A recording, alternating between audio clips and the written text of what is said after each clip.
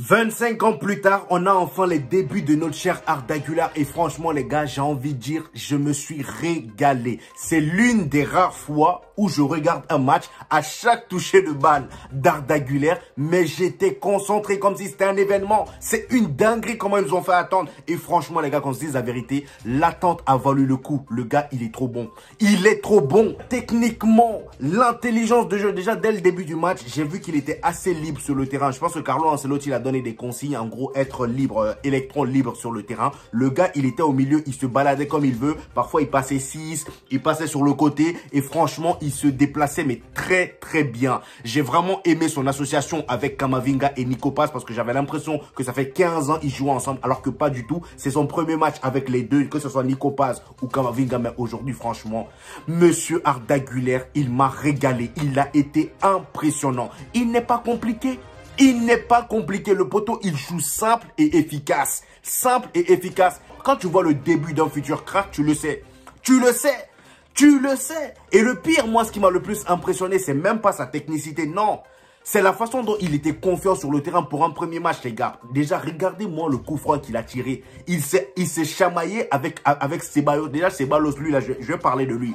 Il s'est chamaillé avec Ceballos pour le coup franc, pour tirer le coup franc. Dès qu'il y a eu coup franc, il est venu, il a pris le ballon et il y a Ceballos là qui vient le récupérer le ballon avec lui. Il a dit non, c'est pas parce que c'est mon premier match que je vais me laisser faire. Il a pris le coup franc, il l'a tiré, il a failli marquer, il a tapé poteau. Le coup franc était magnifiquement tiré. C'est ça un futur crack, on le sait, on le sait. Déjà, Ceballos, toi, je vais te dire un truc, poteau. Toi, ça fait des années, t'es là. Ça fait je sais pas combien de siècles t'es au Real Madrid. T'as jamais percé, mais de fou. T'es tout le temps remplaçant éternel. Toi, t'attends le jour où tout le monde attend de voir le petit Arda Güler qui a, on va dire, la moitié de ton âge. Tout le monde l'attend depuis maintenant des mois. Toi, c'est ce jour-là tu veux tirer coup franc. Quand c'est Toni Kroos, tu tires. Quand c'est Toni Kroos sur le terrain, tu viens le faire chier. Non. Pourquoi c'est aujourd'hui là tu viens chier le monde, tu viens faire chier le monde entier. Hein? Non, on ne savait pas que tu tirais bien les coups francs. Faut pas nous emmerder les jours où il faut pas, s'il te plaît. Voilà, c'est Ceballos. La prochaine fois, calme-toi. Quand Arda Güler vient prendre les coups francs, laisse-le tirer. Déjà, la prochaine fois, laissez Arda Güler tirer. S'il est sur le coup franc. Si Toni Kroos ne veut pas prendre le coup franc, laissez Arda Güler tirer. Parce que le poteau, il a une patte gauche, mais magnifique. En tout cas, ceci étant dit, il n'y avait pas que Arda Güler qui était bon aujourd'hui. On avait le retour de Camavinga. Oh non de... Aïe, aïe, aïe, aïe. Camavinga. Mais qu'est-ce qui nous a manqué, ce mec-là? Les gars, Camavinga m'a manqué déjà. Regardez-moi comment il se baladait au milieu. Regardez-moi comment il récupérait les ballons au milieu. Le poteau, il te fait des zizous. Il te fait des ZZ, Oh, il est incroyable, Camavinga. Franchement, sur ce match-là, il m'a impressionné. J'ai vraiment vu sur ce match pourquoi le Real Madrid l'a recruté, le mec. Que ce soit dans sa combativité, il est monstrueux. Dans ses récupérations, il est monstrueux. Sauf que bon, de temps en temps, il tombe. Ça, c'est ça, on a l'habitude. En plus de ça, le terrain aujourd'hui, il était catastrophique. Voilà, déjà que Camavinga, d'habitude, il passe son temps à glisser. Alors, imagine sur ce vieux terrain. Parce que le terrain, vraiment, il était impraticable. Déjà, sur ce genre de terrain, les gars, heureusement que le Real Madrid, il y a eu penalty. Et ça a débloqué un peu la situation pour eux. Mais sur ce genre de match-là, tu te fais éliminer bêtement à cause du terrain. À cause du terrain, tu te fais éliminer. Il suffirait juste que l'attaquant adverse tire le ballon. Voilà, Kepa, il est là. Le ballon rebondit bizarrement et ça rentre. Voilà. Et en plus de ça, regardez-moi le but que Kepa a pris. Déjà, c'est pour ça que je vous dis, moi, Lunin, titulaire numéro 1.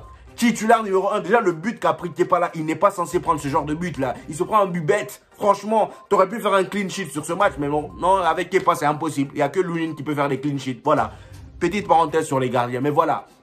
Camavinga aujourd'hui, il a été monstrueux pour moi. Et petite mauvaise nouvelle, après sa sortie, voilà, il a continué directement dans les tunnels là avec l'équipe médicale. Je pense qu'il a eu un petit pépin pendant le match. J'espère que c'est pas grave. Et je vais enchaîner avec Vinicius Tobias, les gars. Oh là là, quel latéral. Comment on fait comment Carlo Ancelotti fait pour pas jouer avec ce gars là? Jurez qu'il n'est pas plus fort que Lucas Vazquez, ce mec. Jurez qu'il n'est pas plus fort que Vazquez. Il le tabasse aller-retour. Le mec, il est trop bon. Il est trop bon. Il est technique. Il est rapide. Il a tout. Le poteau, il est complet. Il est complet. Même dans ses passes, il est complet. Il est bon. Pourquoi on ne joue pas avec Vinicius Tobias? C'est tout le temps des éternels joueurs qui jouent à l'équipe B, là. Comment ils appellent leur centre de formation, là? Castilla. Voilà. Ils sont tout le temps à la Castilla. Mais faites-les monter un peu. Regardez Nico Paz. Le poteau, il a montré aujourd'hui qu'il avait vraiment le niveau. Nico Paz, aujourd'hui, il a été incroyable.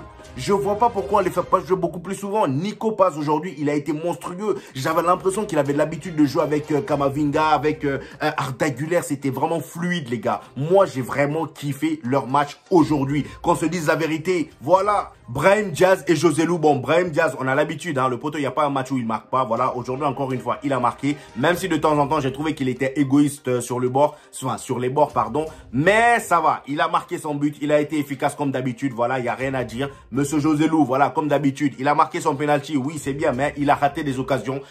On va dire que c'est la faute du terrain, même si lui, on sait que c'est son habitude, mais on va dire que c'est la faute du terrain. Mais aujourd'hui, monsieur Joselu, ça va, il y a pas grand chose à dire. Rodrigo qui rentre, il marque, voilà, c'est le taulier, voilà. Ça ne choque plus avec Rodrigo de toute façon, c'est le boss actuellement, voilà, avec Jude Bellingham, tout ça, on le sait, mais ça m'a pas choqué plus que ça. En tout cas, match incroyable de Arda Güler. J'ai vraiment kiffé ma race. Je sais pas ce que vous en avez pensé du ce match, les gars. Dites-moi ça en commentaire. J'hésiterai pas à vous répondre. Et lâchez un petit pouce bleu pour aider au référencement, les gars. Ça fait toujours plaisir. Voilà. Abonnez-vous si ce n'est pas encore fait. Ici, il y a des débriefs. Il y a des actualités croustillantes. Voilà. Et on parle surtout du Real Madrid et du Barça. N'hésitez pas, les amis. On se retrouve au prochain épisode. Peace.